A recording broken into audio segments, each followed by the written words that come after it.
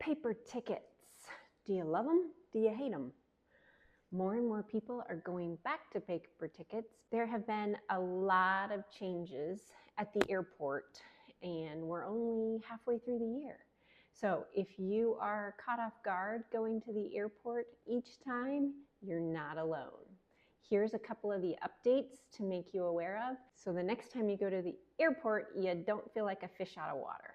The first big change is that everybody gets to wear their shoes again, not just TSA pre-check. The second one is some airports now have the new scanning technology where you can leave your liquids and your electronics inside your carry-on bag. Number 3 are the identity cameras. You may have noticed like the iPad type cameras when you walk up to the TSA checkpoints. They have you stand in front of it, take your picture, it matches to your real ID or your passport, and you're on your way. Some of the new technology also have where you will stick your ID into the slot, so the TSA agent isn't even touching any of it anymore. You walk up to the screen, they're on the other side of the screen as you put your ID in, matching the two together, getting your information, and you're on your way.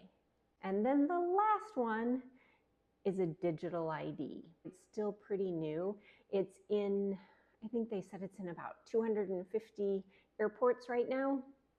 And so what that is basically all of your information is in your digital wallet, whether it's your Apple Wallet or your Google Wallet. You have your passport and driver's license information in there, and you would just scan a QR code that would give all of that information so that you don't have to pull anything out. Again, this is still very new, so you do need to bring along your physical ID in case it's still needed, but that may change in the next couple months. I put down links further in the email if you want to get more information on that, and go through the TSA website to find out everything you need to know for getting approved for a digital ID if you don't want to take anything with you. Well, you have to take it with you still, but if you don't want to pull anything out as you're going through the checkpoints. Hope that helps. Happy travels. It's not so foreign. Cut.